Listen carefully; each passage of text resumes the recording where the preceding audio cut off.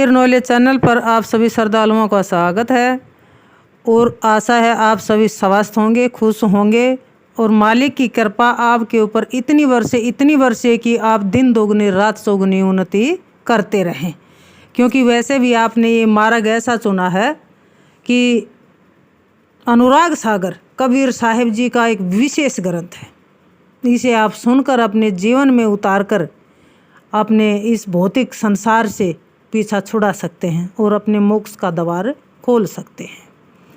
तो जब निरंजन ज्ञानी जी से कहते हैं कि मैंने संसार में ऐसा जाल फैला दिया है, ऐसा मोह माया का फंदा मैंने डाल दिया है जिसमें जीव फंसे रहेंगे, उलझे रहेंगे और आप उनको वहाँ से नहीं निकाल पाएंगे।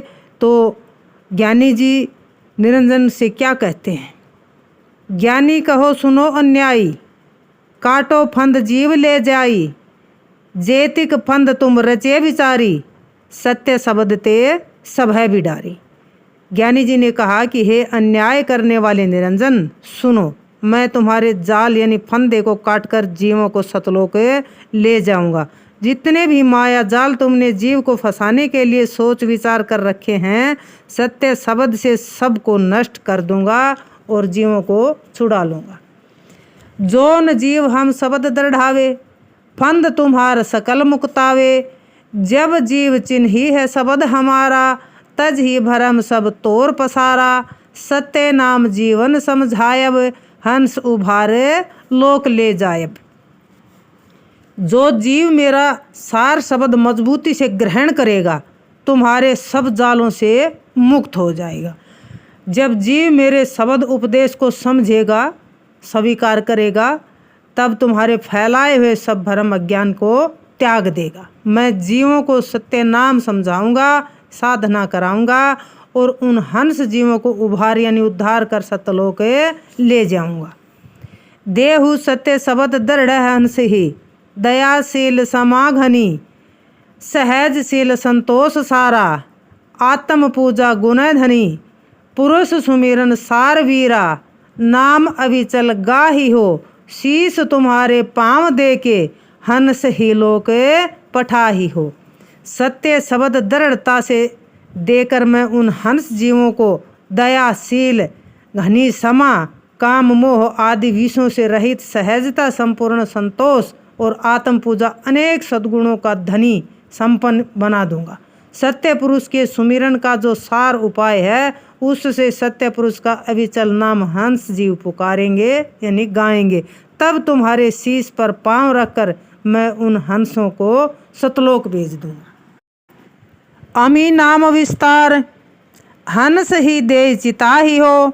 मर्द ही मान तुम्हारे, धर्म राय सुनु चित्त दे।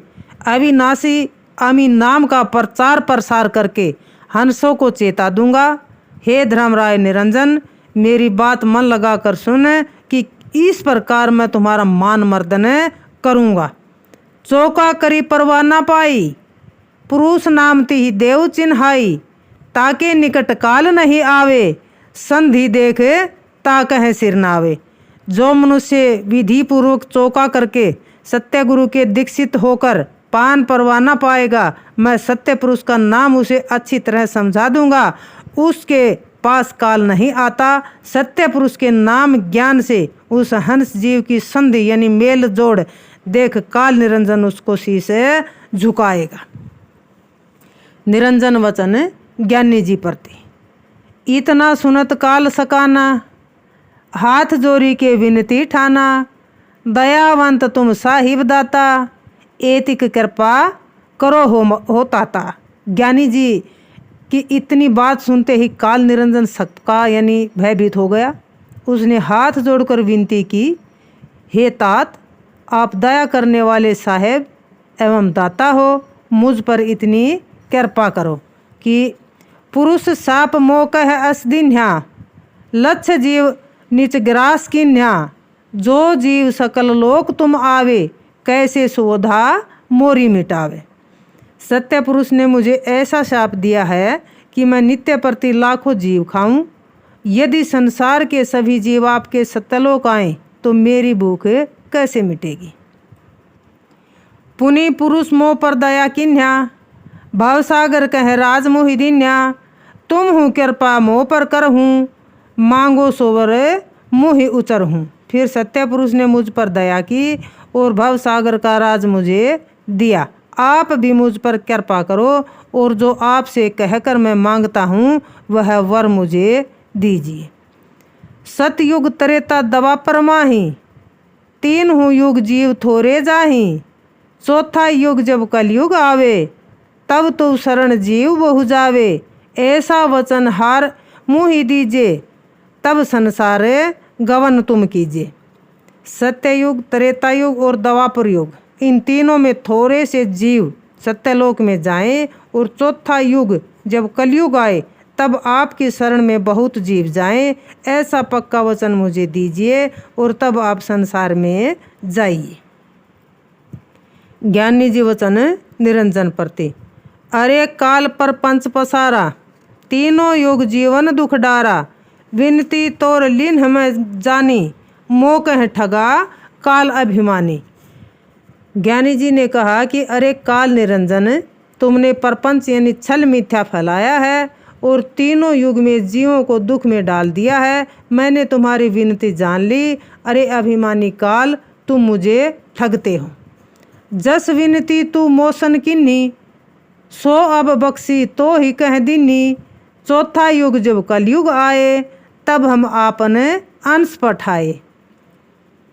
जैसी विनती तुमने मुझसे की वह मैंने तुम्हें बख्श दी यानी मान ली। चौथा युग जब कलयुग आएगा तब मैं जीवों के उद्धार के लिए अपने वंश यानी अपने जैसा परम संत को भेजूंगा।